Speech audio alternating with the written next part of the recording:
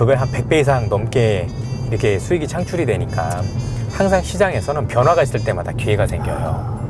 항상 그 시장을 볼 때는 큰 변화를 잡는 것도 중요하지만 안녕하십니까. 예민수의 픽업 예민수 앵커입니다.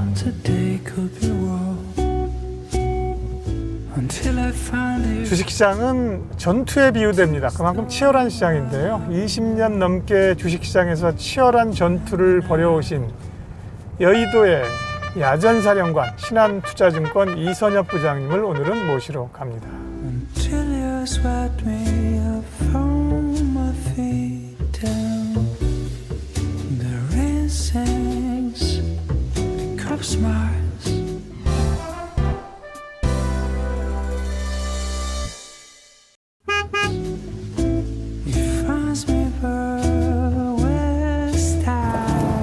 어서 오십시오. 예, 안녕하십니까.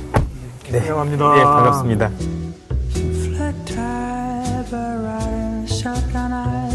멋진 드라이브를 하면서 부장님과 또 주식시장 이야기, 사는 이야기, 사적인 이야기 이런 얘기 좀 하도록 하겠습니다. 원래 되게 긴장 안 하시는데 이 환경이 이게 차를 타시니까 오늘 평상시와 다른 약간 긴장된 모습? 이건 뭐죠? 예, 박사님의 운전 실력을 아직은 모르니까. 예. 저희가 여의도의 야전사령관 이렇게 별명을 붙이는데 네. 이선엽 부장님을 좋아하는 팬들이 워낙 많으시기 때문에 유튜브도 그렇고 네. 여러 호칭이 있어요. 네, 예, 부장님 뭐가 제일 마음에 드십니까? 뭐 그래도 야전사령관이 제일 마음에 들고 네. 예전에 원래 별명은 원래도 옆장군이었었어요. 옆장군. 예. 이선엽의 옆장군. 옆장군. 예.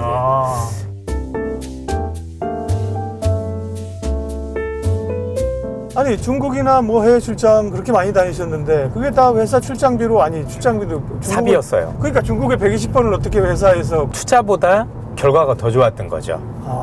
그 여행 경비보다. 그럼요. 그죠? 예. 물론 회사에서 공식적으로 간 것도 있겠지만 상당 부분은 내 돈을 들여서 갔는데 거의 90% 이상이 그 성과가. 제 개인 성과였었고 예. 왜냐면 회사에서는 그럴 거 아니겠습니까? 어쩌다 몇 번은 그렇죠. 출장으로 가능하지만 야 무슨 중국을 한 달에 2번씩 가고 3번씩 가라고 하면 그렇죠. 저희 입장에서도 궁색하잖아요. 네. 근데 제가 궁금하니까 그래서 제가 궁금하니까 제 돈으로 많이 갔었었고 사실 그 당시에는 또 LCC라든가 이런 게 항공사들이 되게 많아서 비용도 그렇게 크진 않았었어요. 되게 이제 작은 돈으로 갔다 올 수 있었었고 갔다 오고 나면 그 성과가 그거에 한 100배 이상 넘게 이렇게 수익이 창출이 되니까. 근데 이제 부장님이 그 당시에 중국이 막 산업화하면서 성장하고 세계 공장이고 엔진일 때는 분명히 그쪽에 성장 동력이 있었는데요. 지금도 없다는 건 아니지만 이게 시주석이 장기 집권 체제가 되고 뭔가 집단 지도 체제가 무너지고 미중 간의 갈등 뭐 이런 게 지금 중국도 상당히 쉽지 않아 보여요. 지금 보시는 중국은 어때요? 저는 그렇게 생각을 해요. 네. 시 주석이 그런 정책을 썼을 때 또 다른 변화거든요. 항상 시장에서는 변화가 있을 때마다 기회가 생겨요. 그러면 이제 이전에는 중국이 산업화되고 소비화될 때는 모두가 행복했었죠. 근데 지금은 그렇지 않다라는 거죠. 굉장히 큰 변화 안에서 굉장히 큰 수혜를 보는 기업들도 있을 거고 피해를 보는 기업들이 나뉘겠죠. 그래서 중국을 알아야 되는 가장 큰 이유는 수혜가 어디고 피해가 어딘지를 갈라내기 위한 이런 발라내기 위한 작업을 하기 위해서도 중국이란 국가에 대해서 이해도 많아야 되고 근데 실제 또 가보면 또 달라요. 중국을 보는 것도 되게 중요했지만 그런 성장을 했었던 좋은 어떤 배경이 됐었던 것도 같아요. 지금은 이머징 가운데서는 인도 얘기를 굉장히 부쩍 많이 하시는데 맞습니다. 인도에 찬스가 있습니까? 인도에 찬스가 있다라고 많이 말씀을 해주시는 게 결국에는 저성장에서 우리가 흔히 하기에는 중산층으로 계속 올라갈 수 있는 국가 중에 하나가 중국인 거고 지금 미국이 중국을 지금 배제하는 그림이 나오면 그 역할을 대신해 줄 수 있는 또 다른 부분이 필요한데 그걸 일정 부분 인도가 담당할 가능성이 높다는 점で 기회로 보는 것 같아요. 애플도 이제 맞습니다. 중국에서 생산이 어려워지니까 인도 생산 늘린다 그러잖아요. 또 다행스럽게 또 인도란 국가가 또 IT 산업과 관련해서 또 인재들도 많은 것도 유명하고요. 근데 투자자들은 이제 어쨌든 미국으로 가야 되는 거 아니에요? 사실 미국으로 간다라는 개념보다는 이제 어느 국가냐가 아니라 어느 국가의 어떤 기업이냐로 이제 세분화되는 것 같습니다. 저는 앞으로 투자할 때도 미국에 투자해야 된다가 아니라 미국에서도 다우를 할 거냐 나스닥을 할 거냐 이제 나뉘어질 것 같아요. 이전처럼 모든 지수가 한 방향으로 다 움직이는 그런 시장은 아닐 가능성도 있습니다. 물론 큰 방향이 다르진 않겠지만 네. 그 수익률 격차라는 게 있는 거잖아요. 그런 면에서 뭔가 세분화돼서 나눠질 것 같다라는 판단이 듭니다. 네. 투자를 잘 하려면 투자가 어렵잖아요. 예. 주식 투자자를 잘 하려면 뭐 어떤 자질이 필요한 건가요? 저는 자질이 필요하다고 생각지는 않고요. 네, 네. 자기가 뭘 잘하는지 아는 게 되게 중요한 것 같아요. 투자라는 걸 보면 분명히 사람의 성격이라는 게 있을 거고 또 자기의 생활 습관 또는 자기가 가지는 강점이 있을 텐데 다른 어떤 산업에 비해서 증권 산업은 자기가 가지고 있는 장점을 살려야만이 잘할 수 있는, 쉽게 얘기해서 단점을 보완하면 안 됩니다. 보통은 단점을 보완하려고 하잖아요. 여기는 그러면 죽도 밥도 안 돼요. 강점을 강화하고 내가 창을 가지고 있다면 더 그 창을 뾰족하게 갈아야 되는 거고 내가 방패를 가지고 있다면 더 강한 방패를 가지고 있는 게 좋습니다. 그래서 아마 투자자분들께서도 시장에서 구루, 흔히 얘기하는 정말 투자의 대가들 보시면 공통점들이 당신만의 색깔이 있으세요. 예를 들면 워렌 버핏하면 가치 투자자. 그렇죠? 또 네. 우리나라에서도 뭐 굉장히 유명하신 가치 투자자 뭐 VIP의 네. 최준철 대표님도 계시고 네. 많은 분들 계시지만 그분들은 가치 투자하실 때 그 원칙을 어기질 않죠. 성장주 안 하신다라든가. 저는 그게 되게 중요하다고 생각을 해요. 성장주 좋아하시는 분들은 성장주를 해야 되는 게 맞는 거고, 가치 투자하신 분은 또 가치 투자하신 분들이 맞는 거고, 또 장기 투자 말고 흔히 얘기해서 단기적으로 샀다 팔아 돈 번 분도 계세요. 그렇죠. 그것도 본인의 성격이 있습니다. 트레이딩 하시는 분도 있죠. 중요한 건 내 성격에 맞는 투자 방법을 찾고 그래서 돈이 벌리면 됩니다. 정말 보니까 그래도 꾸준히 돈이 벌리는 것 같아. 그게 자기만의 노하우가 되는 거고 사실 투자라는 거에 대해서 정말 이렇다라는 방법은 없는 것 같습니다. 자기 기질이나 성향을 파악해서 강점을 극대화하는 거. 단점은 그대로 가져가셔도 괜찮아요. 예. 단점 때문에 문제가 되지는 않고요. 왜냐면 결국 많이 벌어야 되거든요. 단점 때문에 손실이 나겠지만 장점 때문에 크게 버는 거예요.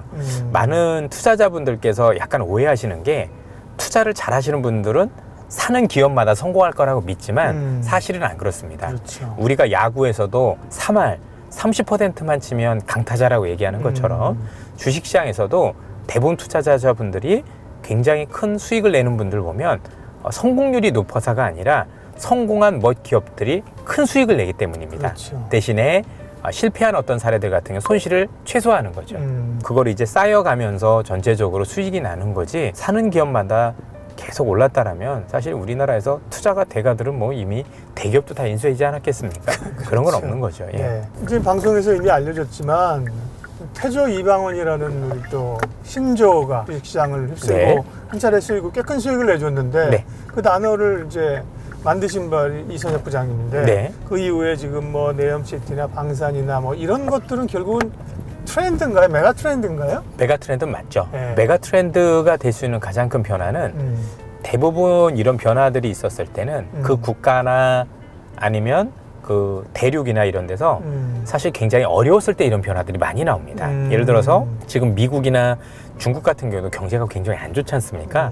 지수가 어렵다는 얘기는 경제가 굉장히 어렵다는 얘기인데, 그 어려운 경제에서 항상 각국이 돌파구를 찾는데 그 돌파구가 무엇인가 찾아보면 이런 것들이 나오는 것 같아요.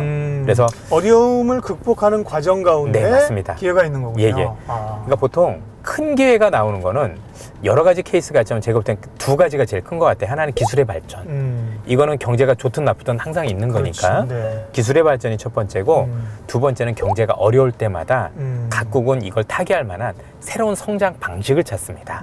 그 새로운 성장 방식을 찾을 때 제가 여의도에 있어 보면 누구보다도 더 빠르고 잘 찾는 건 같아요. 그래서 아마 이런 큰 변화 있을 때 저를 활용해 주시면, 저 친구가 얘기한 게 처음에 별거 아닌 것 같은데 제가 어느 정도 화두를 던지고 나면 그 뒤에 신문에도 그렇고 리서치 자료에서도 어마어마하게 나옵니다. 중요한 건 저는 이미 싸게 샀으니까 그런 거 나왔었을 때는 그때 팔기만 하더라도 이득이 괜찮죠. 그래서 아마 저에 대한 활용법을 그렇게 하시면 좋지 않을까 싶어요. 그러면 지금은 아까 뭐 태조 이방원도 얘기하셨고, 그다음에 네옴시티, 방산, 원전 이런 게 이제 물론 진행형이긴 하지만요, 그죠? 네.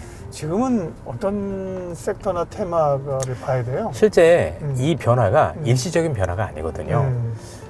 이런 항상 그 시장을 볼 때는 큰 변화를 잡는 것도 중요하지만 이 변화의 크기가 얼마인지를 파악하는 게 더 중요한 게, 그렇죠. 제가 2000년대 초반에 중국 산업화를 놓쳤다고 말씀드렸잖아요.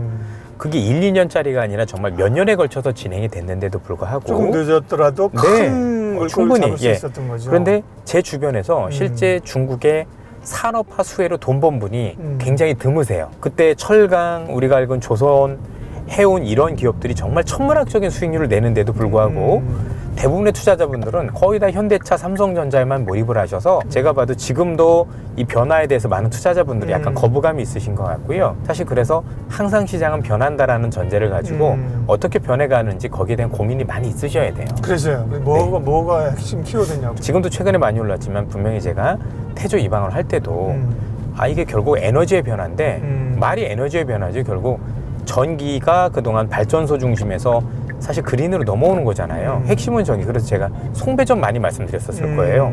실제로 여러 방송 보시면 그게 지금 다 신고가예요. 제가 봤던 아이디어는 뭐였냐면 생각보다 이 에너지의 변화가 에너지원을 바꾼다라는 변화보다 우리나라 송배전 기업들이 안 되는 이유는 하나였어요.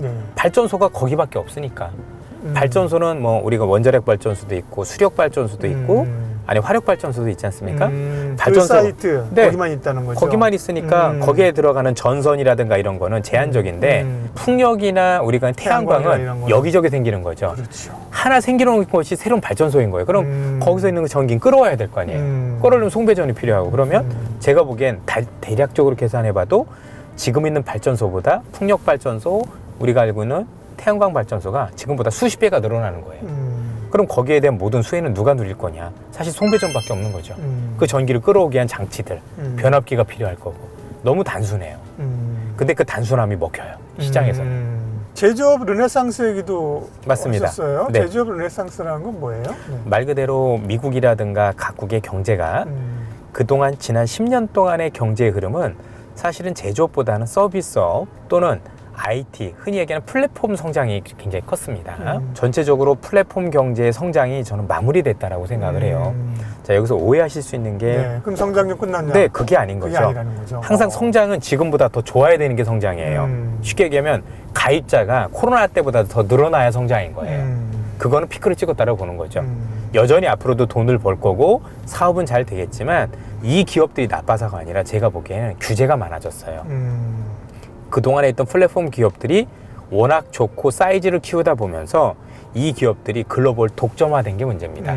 그러면서 흔히 얘기하는 독점적 구조에 따른 피해가 시장에선 보여졌던 거죠. 그러다 보니 당연히 정부 입장에서는 규제를 할 수밖에 없는 거고 앞으로도 그건 마찬가지겠죠. 그러면 성장이 이제 어느 정도까지 가다가 정지되는 게 보이더라는 얘기죠. 중요한 건 뭐냐면 각국 정부는 그동안 이런 플랫폼 관련 성장으로 먹고 살았는데 이걸 규제하면 이걸 대체할 만한 또 다른 것들이 필요한 거예요. 그동안에 이번에 코로나로 인해서 보여줬던 게 뭐냐면 많은 단어들 기억하실 겁니다.